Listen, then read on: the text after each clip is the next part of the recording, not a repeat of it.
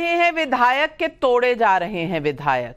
अब जो रुकना नहीं चाहता उसे कोई अगर जा रहा है, मिलिंद देओरा को क्या बीजेपी ने तोड़ा, अशोक चव्हाण को बीजेपी ने तोड़ा, अजीत पवार जब आए तो बीजेपी ने तोड़ा। मैं पूछना चाहती हूं, आज अगर बासवराव पाटिल जैसे, अर्जुन मोरवाड़िया जैसे छोड़कर चले जाएं और सारा का सारा दोष जो है वो बीजेपी पे मढ़ देना, क्या ये कहीं इसका कोई औचित्य है आशुतोष जी? अभी जो बंगाल के जो नेता जो तृणमूल कांग्रेस छोड़कर बीजेपी ज्वाइन करने के बारे में बात कर रहे थे, कुछ ही दिनों पहले उनके घर में ईडी का छापा पड़ा था। जब अशोक चौहान के बारे में प्रधानमंत्री जी on the floor of the house जब आदर्श घोटाले का नाम लिया, तो बेचारे के पास ऑप्शन क्या था? या तो जेल जाइए या फिर भारतीय जनता पार्टी में शामिल कर लिया। और देखिए कितनी अच्छी चीज है, जैसे भारतीय जनता पार्टी में शामिल हुए उनको राज्यसभा की सीट मिल गई। अब इससे अच्छी डील तो हो ही नहीं सकती, है ना? इसी तरीके से अजीत पवार, प्रधानमंत्री जी ने दमोह में कहा कि भाई 70,000 करोड़ का घोटाला है, उनको लगा कि अब तो मुझे जेल जाना पड़ेगा, बोले चलो इधर साथियों के साथ चलते हैं इधर।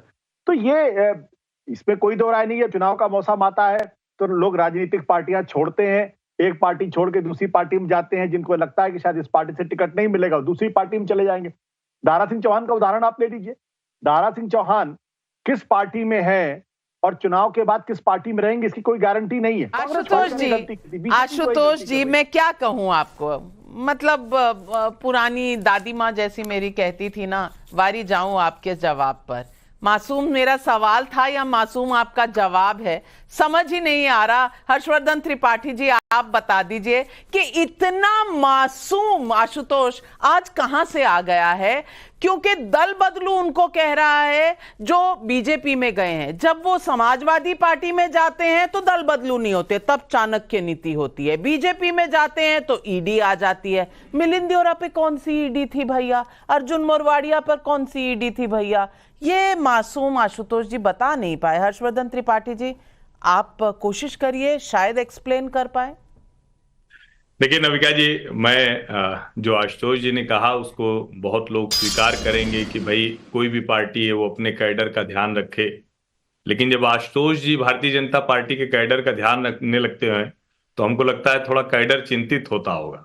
अब जैसे आशुतोष जी ने बताया कि भाई ईडी की कार्रवाई हुई, छापा पड़ा और उसके बाद तापस राय आ गए यहाँ भारतीय जनता पार्टी ने, लेकिन आज ही मुकुटमणि अधिकारी, डॉक्टर मुकुटमणि अधिकारी हैं और ये भारतीय जनता पार्टी के विधायक हैं, ये चले गए तृणमूल कांग्रेस में। इनके ऊपर 10 फरवरी को चार्जशीट दाखिल की है, तिजाला पुलिस स्टेशन में, कोलकाता पुलिस में आता है, उसने चार्जशीट दाखिल की। उसका जिक्र आशुतोष जी ने नहीं किया। हम पत्रकारों को कम से कम एकांगी होकर नहीं देखना चाहिए। इनके खिलाफ बड़े गंभीर मामले हैं, 420 है, 406 है, 506 है, 509 है, ऐसे गंभीर मामले हैं।